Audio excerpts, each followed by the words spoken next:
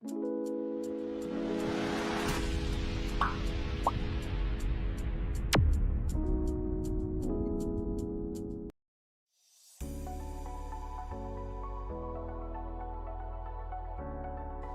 evening, everyone. Welcome to another episode of Paxtalk, the podcast. In this episode, we'll celebrate love, friendship, and of course, as we come nearer to the Lenten season, our faith. This Paxiibigan, mas iparamdam pa natin ang pagmamahal sa ating mga kaibigan, pamilya, at ating mga loved ones. And this episode 4 of our Paxtalk is entitled Paxmamahal, Paxkakaibigan at Paxiibigan. I am Jeremy Balusero, your host. And I am Cheska Hermosa, your host for today. Yeah. So introducing our guests for this evening, let's begin with the alumni. Syempre sila. So she is the head of the mentorship committee from UST Pax Romana Alumni Association Medicine Unit, Ate Mikhaela, Dayrit. Hi, good evening, guys. Thank you for having me here. Yeah.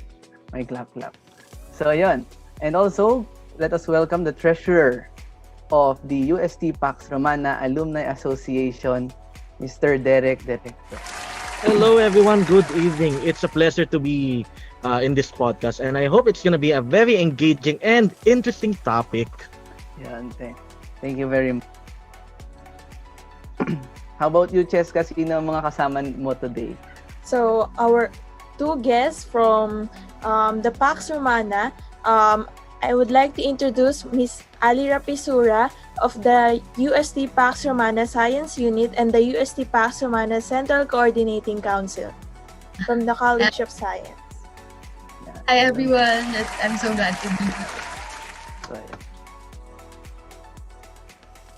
And also, not the last but not the least, another guest for tonight is from the College of Fine Arts and Design, a member of the UST Pax Romana Central Coordinating Council, Miss Daniella Dinco.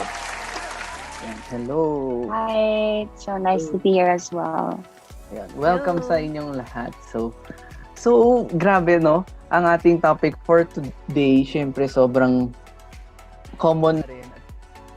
Sobrang cheesy kasi it talks about love, and on the other side, it talks also about vocations. Pero grabe, kakaiba yung mix niya. Pero parang ang gandang pakinggan kung ano ba yung love and vocations for each one. So kamusta naman? Bago tayo mag-start, syempre babatiin ko muna kayong lahat ng belated Happy Valentine's Day. Happy Valentine's. Happy Valentine's. Valentine's, everyone. Happy Valentine's. So, ayan. So, kamusta naman ang inyong Valentine's? Grabe, no? lahat na tulala sa Valentine's. Sana all may Valentine's. So, ayun. So, for this evening, syempre, let's talk about love. Uy, taray. Ang heavy. Let's talk about love. So, syempre, tingnan natin yung flow. So, ano nga ba ang love sa iyo? So, ayan, sobrang heavy agad. Grabe, sobrang heavy nung question. Ang sakit na. So, what is love to you? Sino gustong mauna? Ako muna. Cheska. So, Sana all may love din mo talaga to. wala naman. So, yun nga, our first question, define love and describe your love language. So, ako, yung love for me, kasi wala naman talagang definite definition yung love. Pero para sa akin, ang love, it's something na kapag tanggap mo yung isang tao na kahit anong pagkakamali niya, patatawarin mo pa rin siya. Tapos, sabi nga sa Bible, love is patient, love is kind. Ano nakakakilig yun na? Does not go. Ano on?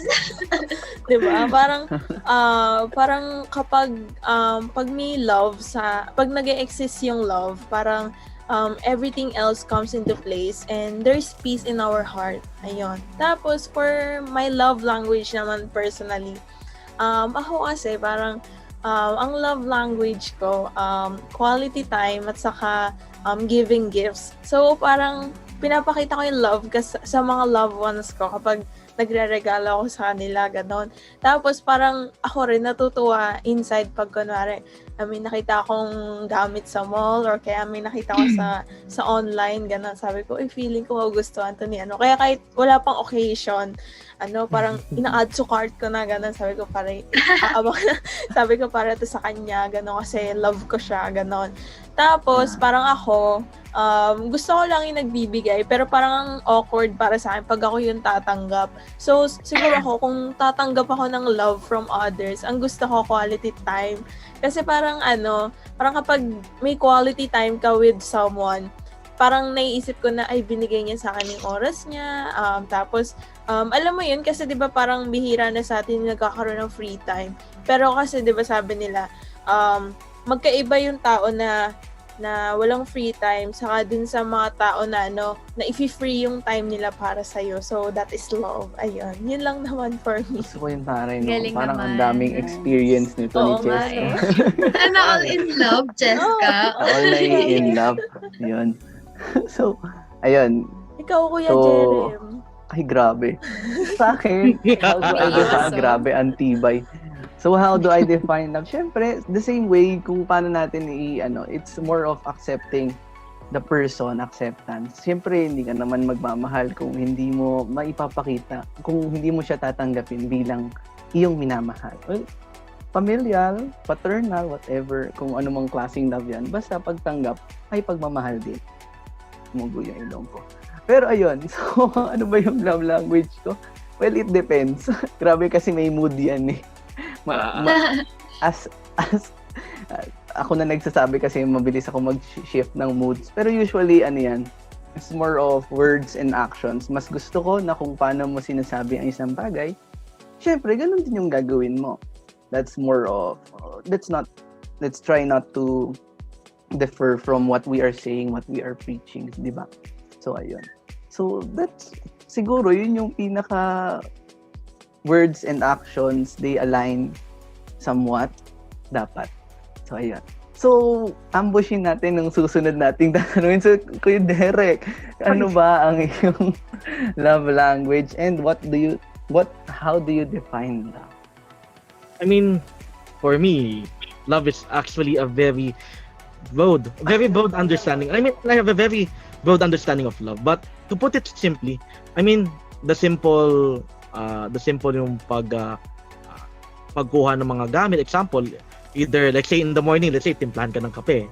Or kaya more or less, kunwari sasabihin niya, timplahan ng kape, ano kayang may asawa na ganyan. I mean, in the simplest of acts, you can see love in itself. Kasi you do not need some bongacious acts. You do not need some form of, kailangan may grand act ako para lang sabihin love. Hindi. If you can do it in a repetitive manner, or maybe in a sense na, you do not need to be told what to do. Kunwari, like example, like alam mong nahirapan yung tao. I mean, this is regardless of affiliation, kaibigan man, kapamilya, or your certain other half na gusto mong pag-ibigan. So, regardless of what kind of affiliation, pero if you're that kind of person na you're gonna do something for that person, regardless kung kailangan or hindi, or kaya hindi naman niya sinasabi, pero alam mo nahirapan. And that for me is love in itself. Yeah. Kasi hindi naman kailangan na maging cheesy tayo na I love you, ganun stuff like that. Hindi mo cheesy, bro. Kasi in itself, kasi parang of course, we tend to forget the small things. Sometimes we look at the big things, diba? We tend to look at the positive, the big things, the positive. I mean, yeah, sure, those things are very important. But if you can do things repetitively, kahit without saying, that's already love. Yung taray. So, gusto ko yun. Repetitively, but at least consistently. Consistent ka. Yeah. You're not, like what Jeremy said a while ago, you're consistent that you're showing your love to that person. Now, for me, love language ko, actually, tatlo yung primary ko. Pero, ang dami nito. Actually, tatlong ang primary. bilis naman nito. They're all interconnected. They're all interconnected kasi. They're all interconnected. Quality time, physical touch, acts of service. They're all interconnected. Oo, hirap ka siguro ngayon, no? Kasi quarantine. Yeah. I mean, for those that wants quality time, or kaya physical touch, ang hirap. Pero I mean, for me, how I express to other persons, alam niya ng friends and close ones na kilala ako, usually quality time or acts of service ang pinapakita ko. I don't give them pa. Usually dapat physical touch kaso hello, quarantine. You can't do that. So, doon tayo sa kaya natin, quality time or act of service. So, that's for me is love. That's my love language.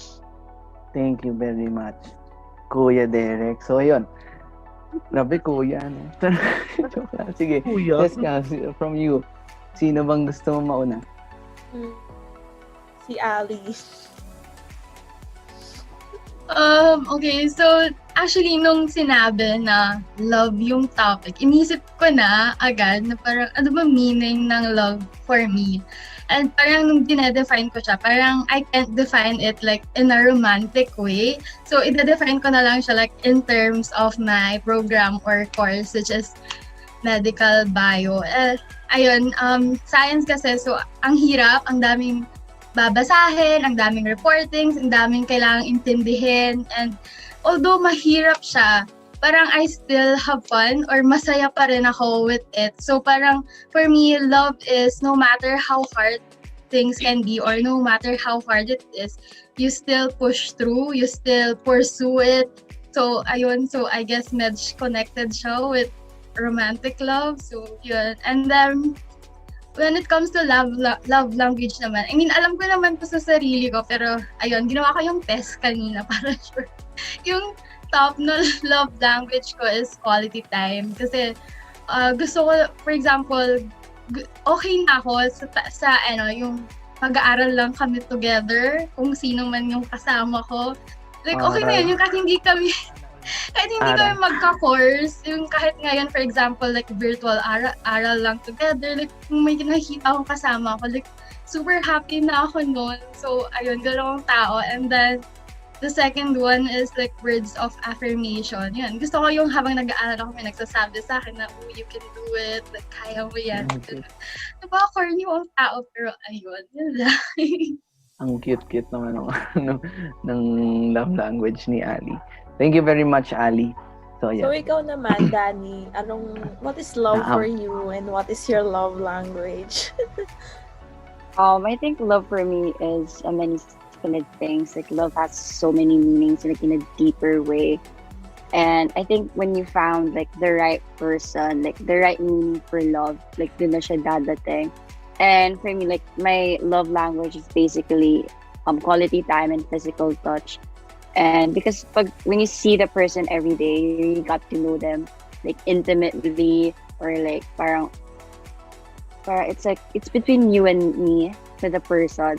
And when it comes to like physical touch, everything is sincere. Like when you're feeling down, like we'll just comfort you and everything will be okay. And basically parang love is gonna be okay with the right person. If hindi siya yung ex mo, maybe another one or anything. So yeah.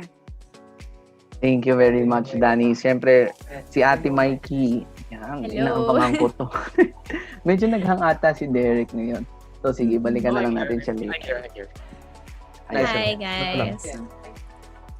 So regarding the questions, ang ganda ng mga sinabi nyo and agree ako sa lahat. Lalo na yung sa definition of love na for me kasi love is individualized. Like each person has their own take on it depending on their personal experiences. So lahat ng mga previous history natin with whoever and whatever happened, yun yung nagbe-build kung bakit tayo nagkakaroon ng ganitong definition of love. In my case, I think that love has different levels, different forms of love.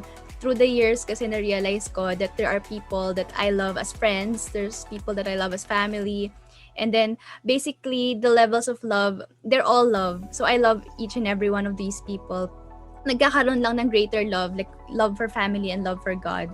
And then, as for the love language, I think it's mainly effort.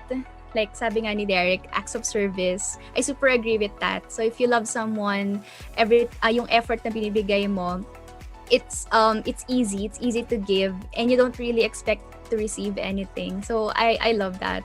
I love what he said kasi super agree ako doon. And it also equates not only to relationships with people, no? Kahit sa profession, kahit sa inaaral, as you know, sa medicine, super tagal niya. So if you don't have love or passion for it, mahirapan talaga. But in my case, I'm just bringing in yung topic on yung pagiging med sa doc.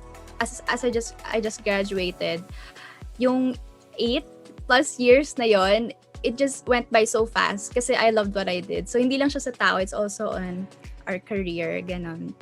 So that's what I think. Thank you.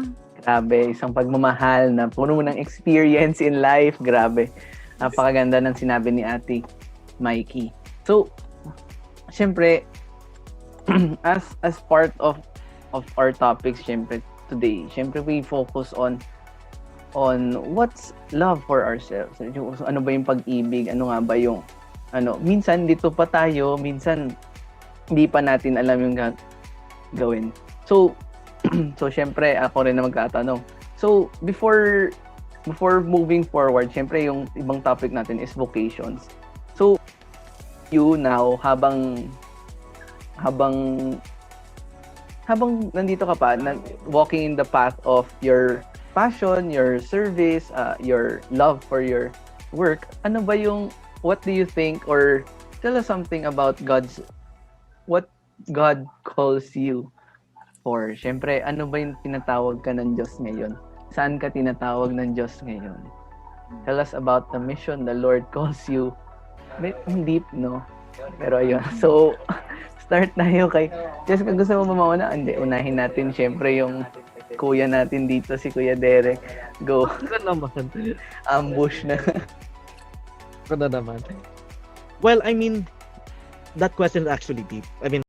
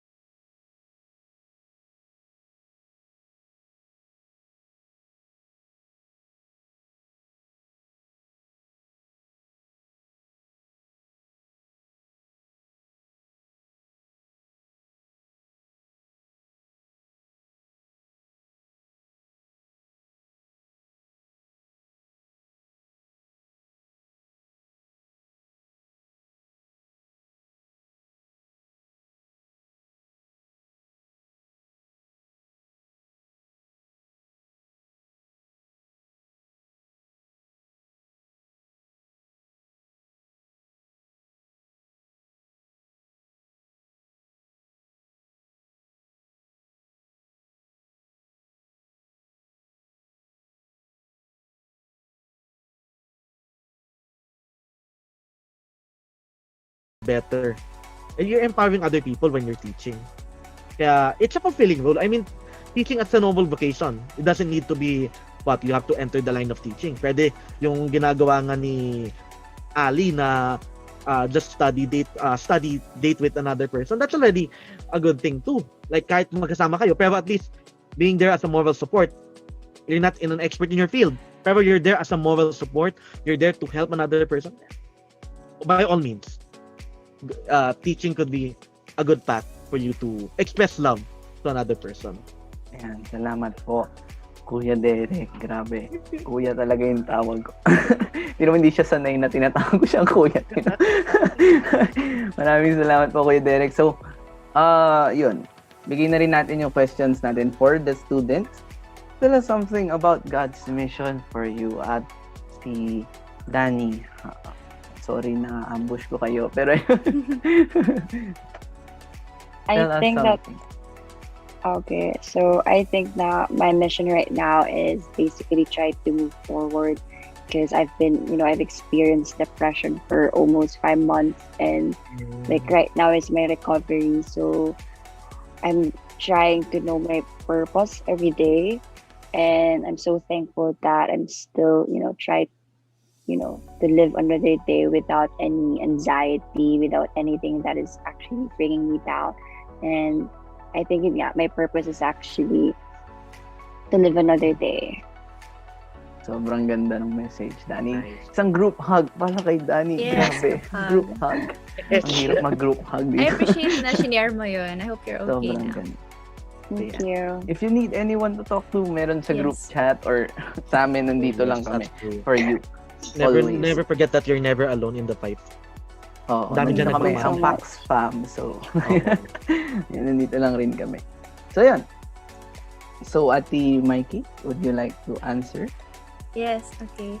So regarding God's mission, I'm sure all of us during this pandemic, nadaan na yan sa isip natin, ano bang purpose natin dito. And during the pandemic, everything was on hold, right? All our plans, lahat ng True. mga graduation, we didn't even have a Sobra. graduation, Sakit naman. right? Yes. Feel ko yun. Na-experience nyo rin, no, na we only got our certificate of graduation and that's it. And previously, we were working hard for it. We were expecting to go onto the stage. And everything else, yung mga plans, whatever vacations, they were all put on hold. And then when we were at home, when I was at home, there were days that I would actually get sad as well, thinking, what will tomorrow be like? What will next year be like? Would it all be the same? And I got worried for the longest time on my purpose. Like maybe what I thought my purpose was, which is to be a doctor, is going to be put on hold for an unknown number of time. And that made me really sad because I'm currently an intern right now, and online internship is very different from what it would be like face to face. However, there was this one movie that I'd like to share with you. It really changed my perspective during this pandemic, and I'd just like to share it. If you watched the Disney movie Soul, did anyone else here watch it? It was Parang really a hindi ko good pa movie. napapanood. Super sakto Okay. siya for what's happening right now. And then during the ending part of the movie, it said there that purpose is it's not really your meaning in life. Because this whole time I've been pondering on that question, like what is my meaning of life? Why did God put me here? Why did God put all of us here? And then that movie basically answered it for me. And it was a children's movie, sobrang nagulat ako. And I was even watching it with my brother, my younger brother. I don't know if naintindihan niya. but I told him that, okay, so this movie basically said that life is, we are here to live each and every moment of it as a gift, right? And the purpose in life is not to look for that purpose, but to just simply live this life, because God put us here on this earth to experience this world that He created for us. And so I think God's mission for me is to simply just live every day as living it and not wasting any moment of it. Super ganda, no? And just coming from that movie. And regarding yung I just want to share lang din that for people who feel like they don't have any purpose right now, that's okay, because life is still going to be long. Like we don't have to know our purpose tomorrow. We don't even have to know it right now. Simply just enjoy, just breathe, and just relax. And it's beautiful just the way it is like that. So yun. Thank you very much, Ate Mikey, for that wonderful message. Yan. Sobrang ganda. Sobrang inspiring no. Grabe. Ang hirap sundan. Go. The So, yeah. pressure. Joke lang. And go, Ali. For me naman, just like Ate Mikey said, I wasn't entirely sure what my purpose is, and I believe that God puts you like in these situations wherein I think nagbabago yung purpose mo. I mean, depende on what your environment needs. So, like for example, this pandemic, I just realized that how uninformed a lot of people are in our area since I live in the province and hindi naman sa like minamaliit yung province pero iba pa rin yung dissemination ng information ng mga taga Manila compared dito sa province, and then people still believe na porket mas matanda yung tao, like sila dapat yung paniwalaan, and then which is correct in a way, but I have informed a lot of people rin naman, especially about the COVID, kasi they want to believe things na since gusto lang nila paniwalaan kasi like it sounds okay to them, yun yung pinapaniwalaan nila, and I believe my purpose is to correct that. So, for example, when it comes to mask wearing, ito yung naging project ko throughout the pandemic before nag-start yung class, is to provide face masks to people here in our area. Since marami sa kanila, parang wala lang yung pandemic since di naman masyadong na-experience yung pandemic dati dito sa province. So parang okay lang sila na hindi nakamas, or kung nakamas lang sila kung may police na dadaan. And I wanted to change that. I wanted to tell them how important it is to wear a mask, how important your health is, and that this pandemic is not a joke. So by that, I raised like funds to provide face masks for the people in our area. And then while giving out those masks, I also informed them na how the virus works, or how masks will protect you, and how the virus like generally works. And I believe that I have did my purpose naman, nag-fulfill ko naman siya, and I was able to help out a lot of people. So ever since then, hindi na nagka-cases dito sa area namin. So yun, thank God. Sobrang ganda. It really goes beyond love, goes beyond just love. It's more than it's like passion, kung ano yung gusto nating gawin at gusto nating makitang magbago in our community. It goes beyond for our love of work, our love of what we're doing. Sobrang ganda. So ayun. Natanong ko naman lahat, no? So ikaw ba? Tayo ba, Cheska? Huwag na tayo magtanong niyan. Tayo ka din. So ako naman muna, sige.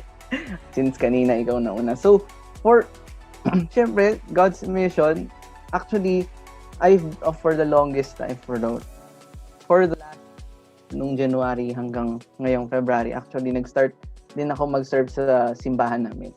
Kasi, I noticed that sa simbahan namin, wala na kaming live stream mass. And I realized na yung simbahan namin, usually puno yon. Tapos, ang mga napasok na lang ngayon is 30% kasi binabantayan kami ng barangay. Pinagagalitan kami ng barangay. And I went there and sabi ko, okay lang bang mag-offer ako ng help na ako na yung mag-live stream kahit papano. And unfortunately, wala silang gamit for live streaming. And ayun. And until this February, bumili na sila dahil yun, request kami ng request. And it's more of your love of service, love of what you want to do, na nagpupush sa'yo forward to do the things you needed to do. It's love that pushes you to do service, to love and to be with others. And syempre ito, sa alumni, kaya rin natin ginagawa to dahil tayo rin ay nagmamahal. At dito sa mga students sa Pax, kaya tayo nandito. Kasi dahil din tayo nagmamahal, minamahal natin yung org natin at yung bawat isa sa org natin bilang mga pamilya at kaibigan. So yun. So, Cheska. For me kasi, pag sinabing mission, parang ang unang papasok sa isip ko, parang ano ba yung purpose mo in life, ganon.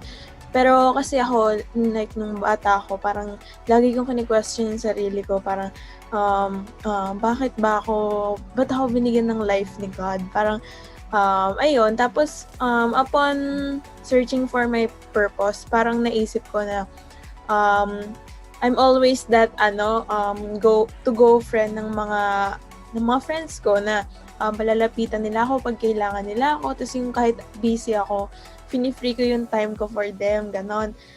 Tapos parang naisip ko na yun siguro yung purpose ko in life, na to inspire other people na you're able to change lives, ganon, na yung simpleng nandiyan ka lang para dun sa isang tao, you're able to give a change in their life as well. Tapos, parang naisip ko rin na God has given me talents in music at saka sa arts. Parang naisip ko na siguro hindi to binigay sa akin ni Lord para lang ipagdamot na para sa akin lang, na ako lang yung makikinabang neto, ganun. Parang naisip ko na siguro binigay sa akin to ni God para i-share. So, yung unang beses na na-share ko yung talent ko sa iba, nagsaserve kasi ako nun sa sa isang Catholic community dito sa area namin. Tapos, parang na-invite ako na maging part ng kids ministry. Tapos, nung time na yun nga, art student na ako noon, tapos college na ako. Tapos, yun nga, nandun ako sa kids ministry. Tapos, I was given the chance na magturo dun sa mga bata. Tapos, parang may one time na may nagpa-activity yung kasama kong teacher dun sa kids ministry na tuturuan daw namin mag-drawing yung mga bata.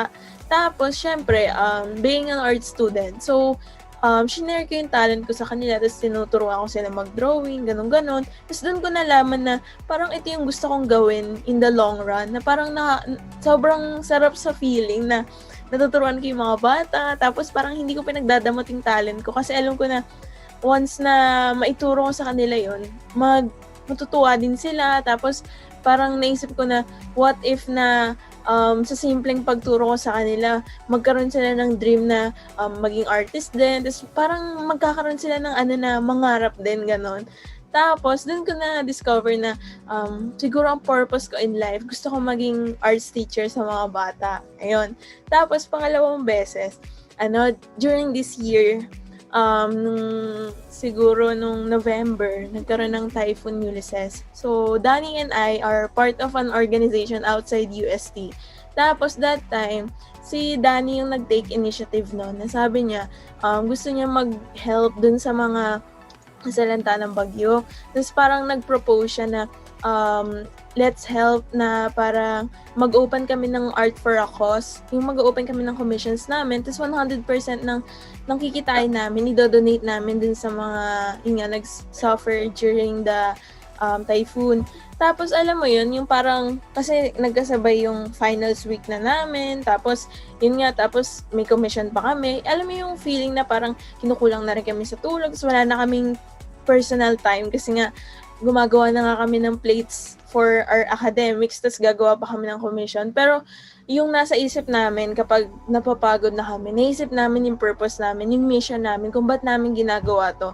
Kasi gusto namin maging makatulong sa ibang tao. So ayun, parang sobrang sarap sa feeling nung nakita namin yung mga pictures, saka mga yung documentations nung pinuntahan ng mga in-earn namin. Tapos natulungan namin yung mga taga Rizal, Bicol, sa Cagayan. Ayun, parang sobrang nakakatuwa na it just goes to show na kahit na nasa pandemic tayo, ayun, parang magagawa mo pa rin yung purpose mo. Tapos parang meron kang magagawa para sa ibang tao. So ayun so for me, ang mission natin sa mundo is to be there for other people. Kasi hindi naman tayo pinanganak na, yun nga, sabi, no man is an island, ganon. So we are created para sa ibang tao, to be there. Ayan. Yun lang for me. Ang galing naman pala. Ayun pala si Danny, no? Actually, nakukwento ka ni Cheska nung mga time na nag-a-ask siya ng help sa kanyang commissions. Actually, nanghingi rin siya. So, I helped out.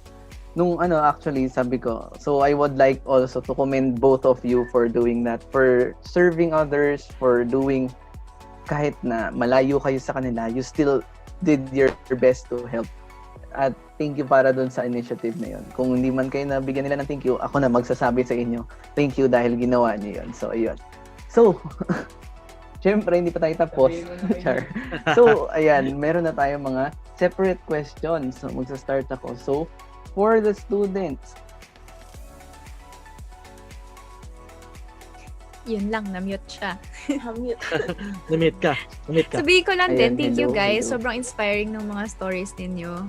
And meron pala tayong more than one ng aspiring teacher dito. So, Galing. good luck on that, guys. Ang ganda ng plans. So, yun. Nag-break. Ayan. Balik na ako sa question. Sorry. Na-mute pala ako. So, balikan ko yung question. For the students, what is that thing that you love and what and you are passionate about, ano ba yung pinakamamahal mong gagawin at passionate kang gawin? So, who would like to start, Danny or Ali? Okay, so I think I'll go first. Magbabato-bato pa tayo eh. For me right now is probably learning. Kasi, yun, just like Ate Mikey, I'm also aspiring to be a doctor. So for now, I'm being passionate about being a lot of stuff.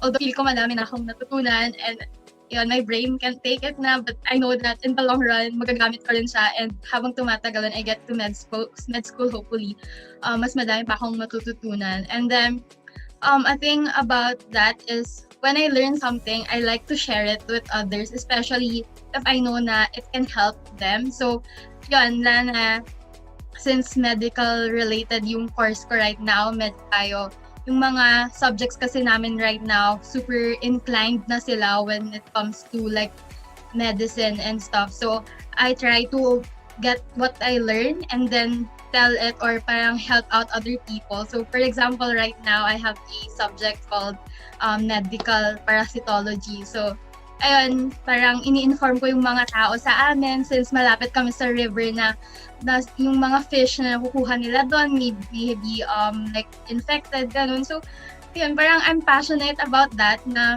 learning and at the same time sharing what I learned, hopefully to help them understand better on what they are consuming or what are they going through.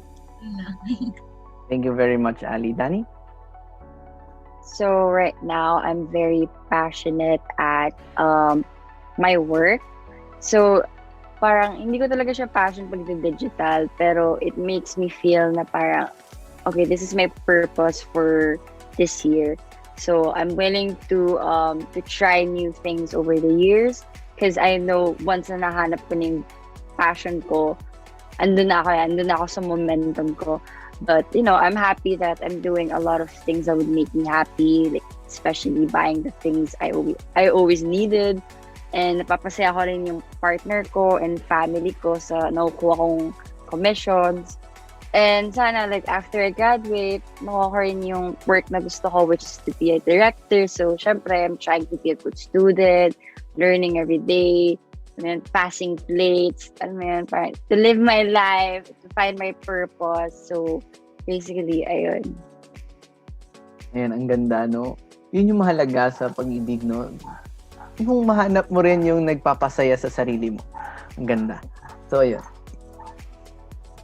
So, for the alumni naman, we have a different question for you.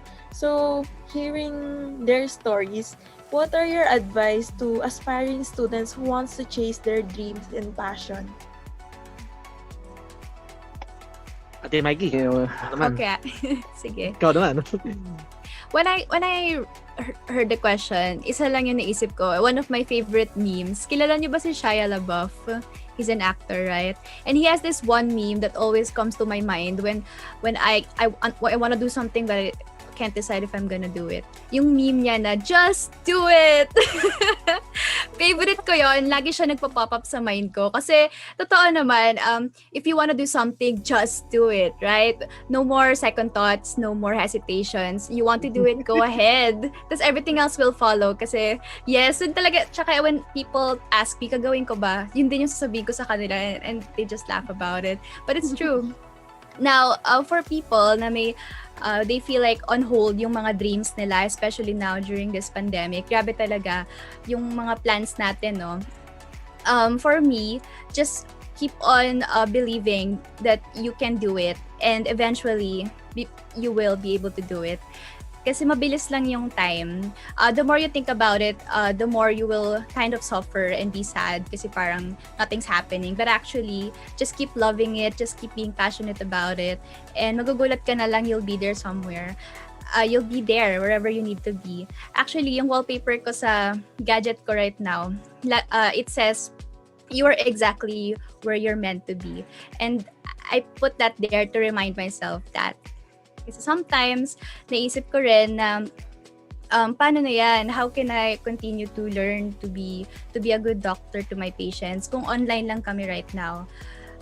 For the longest time, I've been pondering about that. But then I realized that this all happened for a reason. And actually, this coming March 1, babalik na kami sa hospital face-to-face. So, wish us luck, right? For our Good safety. luck. Yes. Sana I'm po. excited and scared at the same time. But, ganun talaga yung path, no? Ganun talaga yung path ng medicine. So, for Ali who wants to become a doctor, I'm sure kaya mo yan. Just keep going. Just keep being passionate about it. Wag mo na isipin yung time. Wag mo na isipin yung mga other things. Just think na, this is what I want and I'll make everything happen just to get it. And it will all be worth it talaga. So yun, for the people who want to chase their dreams and their passion, just do it! Yeah. A beautiful Noted message po. from Ate Mai. So, ayan. Come? For me. Well, for me actually, I mean, upon hearing the question, I want to build on what Ate Mike said. I mean, apart from Okay. just doing it, don't be afraid to fail. I mean, everything that we do, there's always a chance to fail. I mean, like sometimes we'll think that is this really the passion or is it really the purpose that I really want to be in life? Kasi I mean, chasing a passion, chasing a dream, this will be a lifelong journey. Like for me, I wanted to become, let's say, I wanted to become a CEO. But right now, I now want to become a teacher. Sooner or later, I might want to become an ambassador. I mean, life is so diverse that don't hinder yourself to discover things that you really want. I mean, if you're lucky that you're in the place that you really want to be, then I commend you. Kasi it means that this is your calling, this is your purpose, that you really see yourself, that you'll live out your life to make an impact to society in that profession that you're in. But for others, na siyempre, they're still discovering. Kasi I mean, more or less my generation or for other generation, I didn't enter my course accountancy because I want accountancy. I just heard that magpera daw sa accountancy, so I entered accountancy. I want accountancy because I want to get rich. I mean, I could become a teacher, I'll get rich. I'll become a CEO, I'll get rich. But I just entered accountancy because they say, may pera daw. But looking at, even though it's a strange start, but it doesn't hinder me to discover new things. That's why I became a teacher. I became a chief financial officer. I became an audit assistant. So I mean, I let myself think that I shouldn't be afraid to fail. I mean, if I failed in one field, okay. It means I'm not meant to be that field. If I'm excelling in this field, great. Maybe I might be in this field. But never be afraid. Kasi a lot of people, I mean, most the dream killers in life is those that let it stay in the what if. Like, what if I became this? What if I became that? I mean, if you didn't push yourself, that's like what my Ate Mikey said na, just do it. Just, even though if you feel, it's okay. I mean, it's okay. It's okay kasi, I mean, life is a very long journey and you have many, many years to live it out. So, I mean, it's rather fail now than at least when you go at the later stage in your life and you say that I'm unhappy. I could have been this. I didn't enter that because I was afraid. Ba? So never be afraid. That's my advice for others. If you want to chase your dreams, your goals, never be afraid. Oo yan. Never be afraid. When one door closes, another door opens, diba? True. Oo, That is totoo true. yan. Like example, Sobrang true I niya. like when I failed my CPA board exam in 2019, I thought, oh my, what am I going to do? I went to an abyss. But what opened? I became a teacher in senior high. Then what else? The Alumni Association opened. So, I mean, even though I may had a momentary close in that door, at least it opened other opportunities for me to excel, for me to grow, for me to meet people. Yes, And that's what sobrang ganda. life is all about, diba? I mean, we're a social being. Humans are social beings. So, being sociable in nature, we tend to meet people. We tend to learn with people as we go along in life. And so, that's what I could advise for our students who will be watching, and especially to Ali and to Danny. Never be afraid to fail. Never be afraid to take the risk. Just do it. Sabi nga ni Ate Mike. Super agree with that, diba? Kasi with every mistake, we learn from that. And so, hindi talaga siya failure kasi each learning, yun yung prize mo which you will be able to use sa future, diba? Yes, that is true. That is true. Mm-mm. So, ayun. syempre tatanungin ko din yung partner ko dito sa podcast, ano ba yung pagmamahal pa yung pinaka-passionate kang gawin? Ako, personally, there are 3 things na passionate ako. So, Three, dami. hindi lang isang dami. Oo, di ba? Kasi, syempre, unang-una, sobrang obvious na. Kaya ako nag-arts kasi passion ko talaga yung arts. Yung parang feeling ko, kasi hindi madali itong course namin ni Danny. Parang everyday, parang tough love namin ng arts. Kasi alam mo yun, ang hirap-hirap na linggo-linggo, parang 5 hanggang tapos ang daming gawain, parang ang daming plates na binibigay sa amin. Pero parang minsan kini-question namin, bakit ba kami nagsipan? Bakit ganon? Ang hirap-hirap. Pero parang naisip namin na if we were to choose, kunwari mag-shift kami, tapos mag-isip kami kung saan kami, parang naisip namin na babalik at babalik pa rin kami sa arts. Kasi ito yung talagang gusto namin gawin. Tapos parang feeling namin dito kami magiging successful, na parang feeling namin na ito talaga yung thing na hindi nyo maaalis sa amin. Tapos kasi ako, nagkaroon ako ng crisis, no? Na sabi ko, ano bang kukunin kong course? Kasi na-torn ako noon, magpa-fine arts ba ako or music education? Kasi talagang passionate ko rin yung music. Kasi I play the Western concert flute. Parang ever since bata ako, tinutugtog ko na talaga yung instrument na yon. Tapos parang naisip ko, parang meron din akong mga coaches noon. Sabi nila, mangarap daw ako maging part ng isang orchestra, ganon. Kasi nga, parang rare na may nagpe-play ng ganong instrument. So, ayun, parang kinonsider ko. Tapos, ang sabi nung parang ate-ate ko sa isang organization, sabi niya, kapag torn ka sa dalawang things na pareho mong gustong gawin, ganito na lang iisipin mo. Kung may tatanggalin na talent si Lord sa'yo, ano yung ititira mo? Tapos, syempre, ako yung nasa isip ko, ano kaya? Parang naisip ko na ako, yung music, parang naisip Hirap ko, parang naman yan, Lord. parang hobby ko lang siya, ganon. Tapos parang naisip ko na, oo, nakakatugtog ako sa simbahan, tapos yun yung ginagamit ko pag nagsiserve ako, ganon. Pero yung arts kasi parang, yun nga, naiisip ko na marami, sobrang diverse niya na, pwede akong maging arts teacher, pwede akong pumasok sa advertising industry, mga ganon. Tapos parang feeling ko na marami pa akong matutulungan through my art. Kasi noon, parang parang meron noon na nalulungkot akong friend. Tapos niregaluhan ko siya ng isang artwork.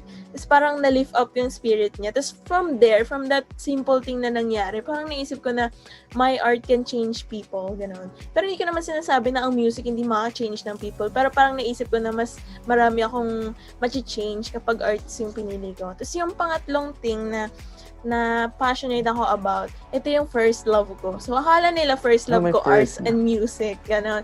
Pero, originally, bago ako maging inclined sa arts at sa music, ang first love ko talaga is writing. Ayun. So, kapag nadadown ako, sinusulat ko siya, tapos parang pag feeling ko hindi ko kaya mag-open up, sinusulat ko lang siya. Kasi parang sobrang traditional person ako. Parang hindi ko tinatype yung mga nasa isip ko. Parang sinusulat ko talaga siya as in handwritten, ganon. Parang nung bata ako yung child na merong diary. So, sinusulat ko. Tapos parang before, I was part of the school newspaper rin. Tapos, nagsusulat ako ng 1 poem every day. So, parang umabot na sa 300 to 500 yung naisulat kong poems at saka mga essays. Naka-notebook siya, parang nandito pa siya, ayun. Kaya parang may times na binabalikan ko siya, sabi ko, ay grabe, talagang ito yung passion ko, parang ayun. Pero hindi ko siya kinonsider as kukunin kong course. Kasi parang naisip ko na parang kaya ko naman magsulat kahit na hindi yun yung kunin kong course, ganon. Parang I can still write.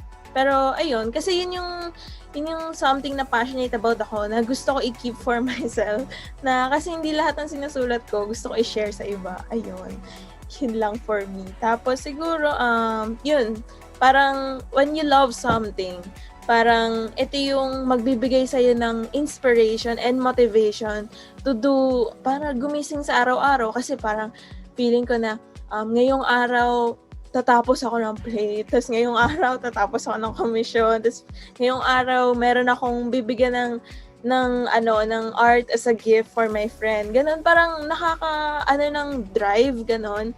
Tapos, pag naiisip ko rin na, ngayong araw, magsaserve ako sa church para tumugtog. Tapos, parang alam mo yun, na pag naiisip ko na pakikinggan ng isang audience yung music ko, parang ang sarap sa feeling.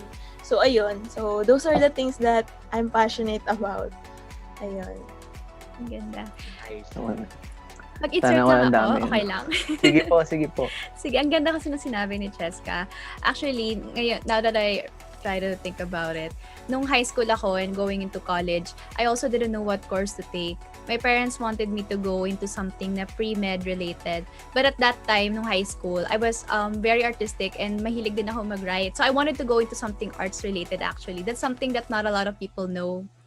Actually, right now, I don't really regret it. Kasi that time kasi super sad ko na parang, I want to go into fine arts. And then yung parents ko, no, you should take something like biology, take something like a nursing, ganyan.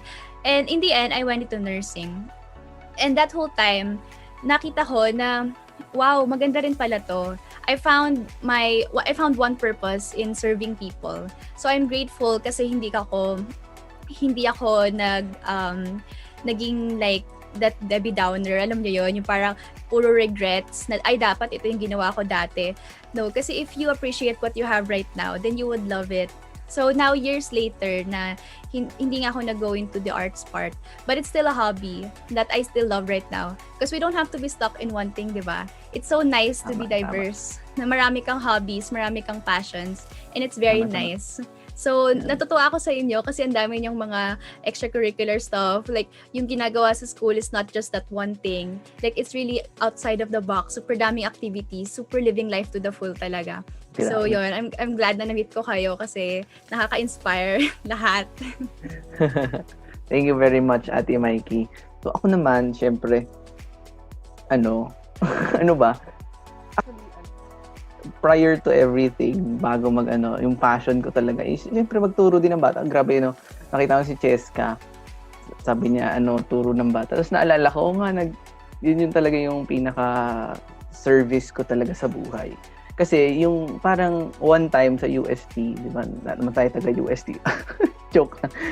Noong one time, parang naglakad kami nung mga friends ko, kami.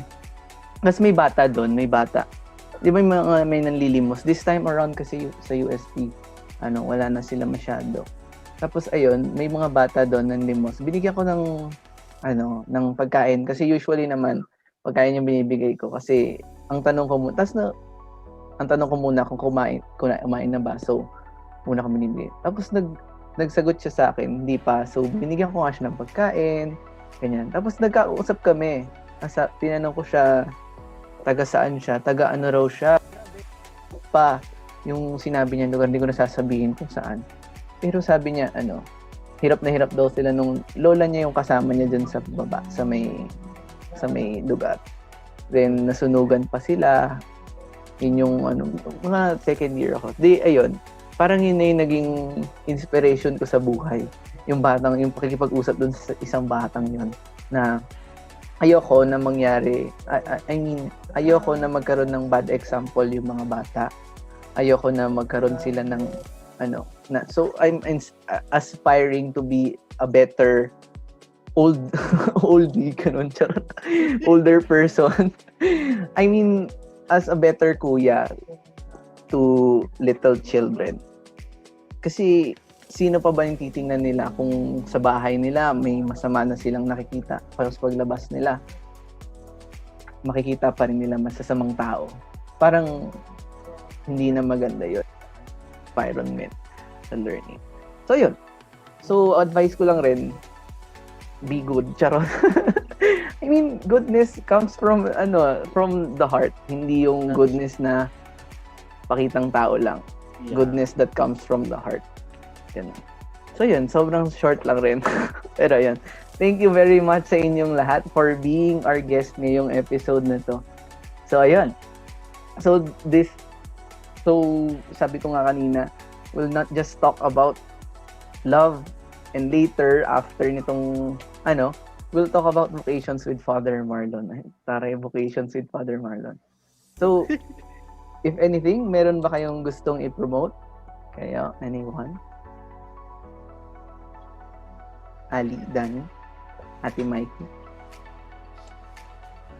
Well, for if there are listeners right now who were previous Pax members and then they graduated from medicine in any school, please join the Medicine Alumni Association ng Pax Romana. We are just at the early phases of this alumni association, but we'd love for everyone to join para mag-grow pa yung members. Super saya dito. Yeah, thank you very much, Ate Mikey. Anyone? Danny? Ali? Meron? Not. Yan, Danny. Ali? Wala. For me naman, I don't know if nag-a-accept pa ng members for Pax, but yun, I highly encourage everyone, mga Tomasians, to join Pax Romana. I swear, hindi lang kami or hindi lang tayo puro dasal.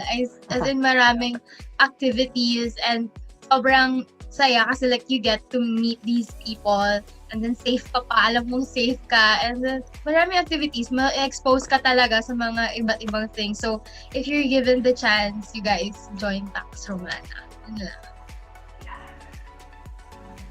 How about Yes. you, Danny? Meron ba? Hi. Continue to support my art account, and because I'm really trying to be a good artist throughout this quarantine, and I want to have like a good income to really support my mom, which has been through a lot. So yeah, please PM me for commissions. Thank you. Thank you, Danny. So, yun. Wala na kang promote, Derick. So, yun, for everyone, information lang rin from the Pax Romana Alumni Association. Unfortunately, our General Assembly on July 3 will be postponed to a later date due to the pandemic. We'll update you soon enough for everything. But for now, yun muna. We'll be updating you with more I think activities and for Lent.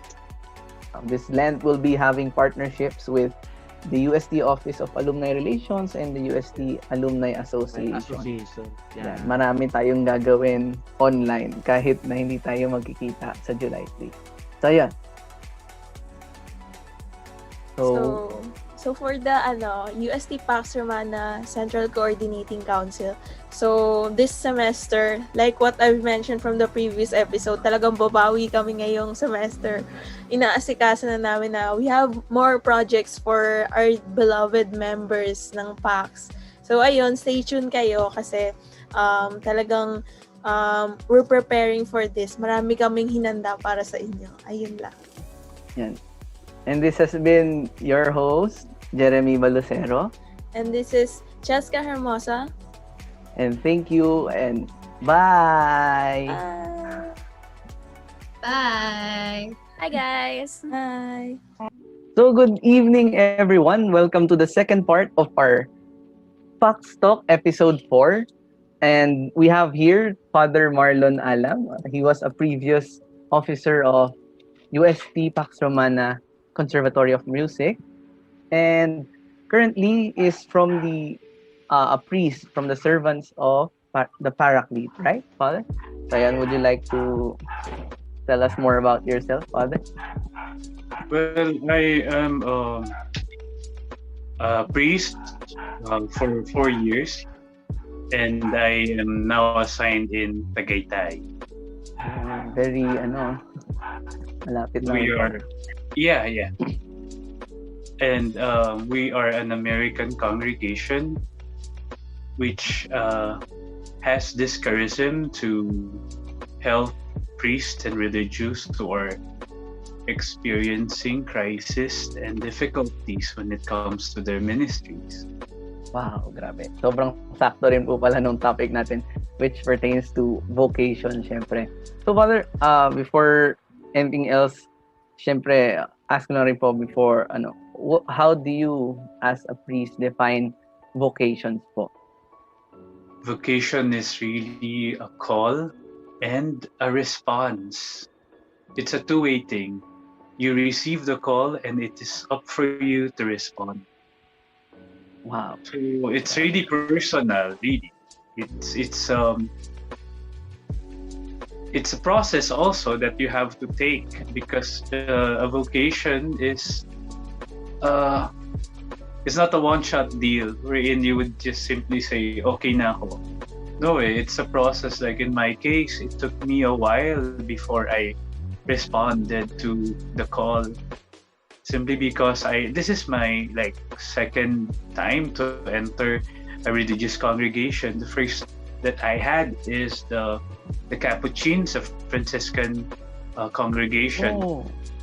Yeah, and then afterwards, a bit prior to that, after graduating at the conservatory in UST, I was able to teach for like 3 years in the academes for 3 years with an exclusive all boys school in Manila.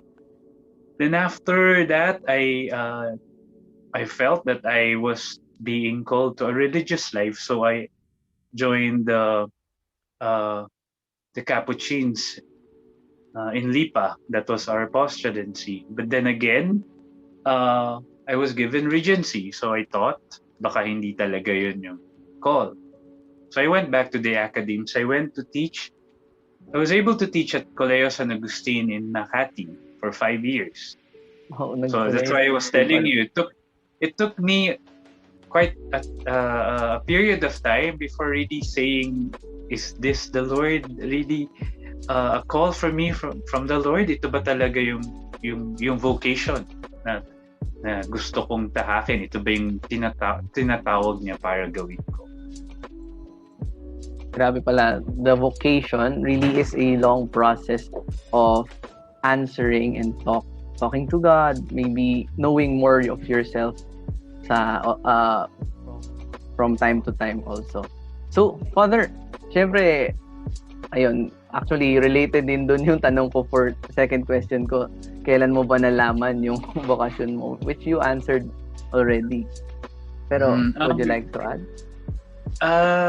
Kasi a vocation, sabi nila sa akin, no, nung naramdaman ko na parang tinatawag ako for priesthood, it all started when I was first grade. It was the early 80s, so centuries ago. No? Sobrang tagal na. and it was the first time that JP2, our great Pope John Paul II visited Manila I think it was the beatification of Lorenzo Ruiz. When I saw it, and I was just like first grade, I said, I was telling my mom over when we were watching in the television that I would like to be a priest simply because I would like to sit near him. Yun lang yung reason ko na gusto kong malapit doon. Tapos sabi ko pa sa mother ko, alam mo, pag naging pari ako tabi na natin si Pope.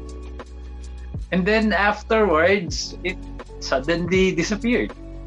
Nawala na siya kasi I discovered my gift of music and I fell in love with that God-given talent. I was a choir member ever since I was an elementary grade student or pupil. And then afterwards, nung nag-high school hanggang I said, kakaririn ko na yung music. So I went to UST Conservatory. But when I joined the Pax Romana, that started the vocation. Simply because we were, I don't know if you're still doing that when you were at UST. We had this Biblia Rasal. And in the Biblia Rasal, there are seminarians who are joining us they were the ones who are facilitating the activity, the Biblia Rasal, no? And I was really fascinated how come they are so happy in spite of the fact that they are, they're not with their families and they would not have their own families. Bakit ang saya-saya nila? So, with my interaction with them, because of the Pax Romana's Biblia Rasal, I first tried the search-in seminar in UST Central Seminary. Tapos I was telling the Lord, no, na if I would enter this certain type of life, gusto ko may mga signs. I was asking for signs. Biruin mo yun, na sabi ko, pagpasok ko dun sa Central Seminary, kakaiba yung naramdaman ko. It's like it's like hearing voices of angels welcoming me inside. Nasabi ko, oh, it could be my imagination. And I even dared the Lord, nasabi ko, tomorrow, pagpunta ko sa garden ng seminary at nakarinig ako ng maraming nag-chirp na ibon, it's a sign that I could possibly be a priest in the future. And you know what happened? I did heard it and I felt so afraid afterwards. I was terrified. Sabi ko, Lord, siniseryoso mo naman masyado yung yung binigay mo sa aking signs, no? And it suddenly was like a seed that was kept in my heart. Kasi right after nga ng conservatory, yun, nagturo ako. And then kasi dun sa pinagturuan kong school, it's supervised or owned by the Capuchins, and I was asked to play kasi the role of Francis for many times, Saint Francis of Assisi, and I fell in love with him, with what he is being asked by the Lord. So yun, and I thought I would be part of the order of the congregation, but you know, yun nga, siguro kung hindi ka talaga doon, hindi ka doon gustong ilagay ng Diyos, He would do naman some adjustments or some other ways.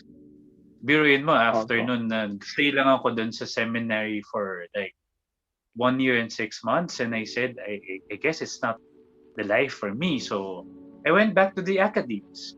I went back to teach. But then again, pag nandun ka na sa pagtuturo, parang yun nga, there's always Uneasiness. something more that you would like to do it. Siguro yun din, no? And I was asking the Lord, ano ba talaga?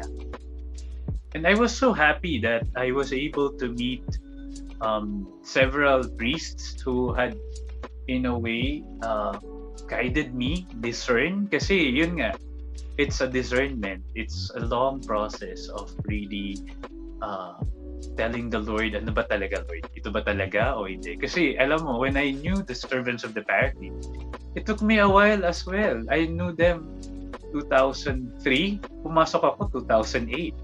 Oh, see? 5 years. Alos parang 5 years, di ba? Kasi talagang, I don't know, maybe I was just very Kailangan sure na sure. Yeah, sigurista. That the term, sigurista. Opo. Grabe, Father. Grabe na, I picked up something na even in the most simplest of things, parang tawag na rin yun ng Diyos.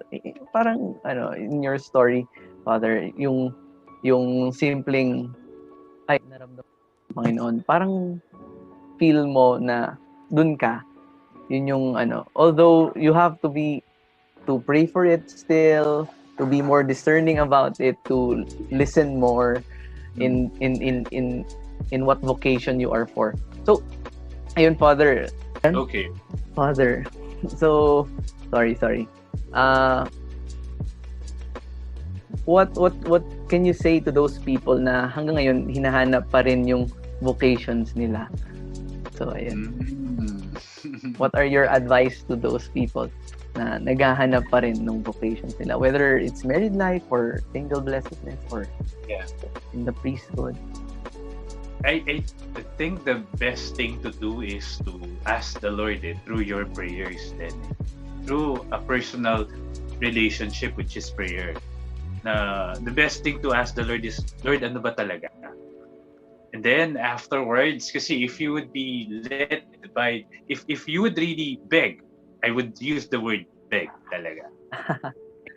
One way or another, pakikita niya eh. Kasi halos, nung nandun na ako, when I was trying to discern with the servants of the paraclete, I am not advising people to ask signs. I am actually not, I'm not endorsing it. Pero kasi yun yung hiningi ko talaga eh. Nasabi ko nun, it was summer ha. Imagine, it was summer in Tagaytay, practically in the whole of the Philippines. Tapos, Holy Week yun. Pauwi na ako. Dito ako nag-celebrate ng Easter Triduum sa Tagaytay. It was summer. And I asked the Lord, if you're calling me, give me this sign. Ang hiningi ko yung imposible kasi summer. Water. And you know, 3 beses nag-manifest yung water. Bottled water yung una kong nakita paglapag ko ng Manila, pag-uwi ko ng Manila. Tapos umulan. Yun na, doon na ako talaga na-appear na yun na talaga. It's really that relationship to the Lord that would seal everything. Eh. And still, you know, kung kahit na nakapasok ka na or naging pari ka na, God would always be telling you to do something pa eh. Hindi lang yun. It's still a vocation within a vocation. Kung meron pang gustong pagawa sa'yo ang Diyos, meron pa rin siya kasing ipapahatid sa'yo na mensahe.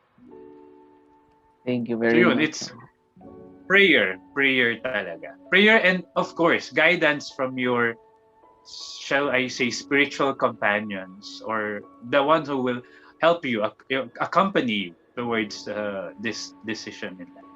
Actually, maganda rin, Father. Thank you very much. Na kahit pala, it's a personal, you still need people na makakasama mo to help you decide, to help you discern on what vocation or where you're taking it or where the Lord is taking you. So, thank you very much, Father Marlon, for that wonderful talk. At grabe, sobrang ikli, pero sobrang inspiring nung mga nasabi niyo po bilang naghahanap din ng sariling bukasyon.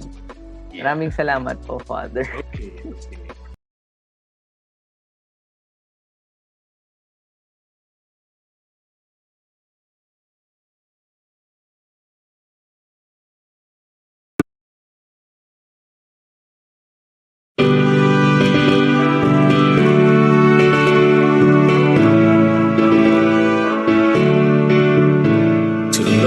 And to serve, that's what we are for. To give without counting the cost.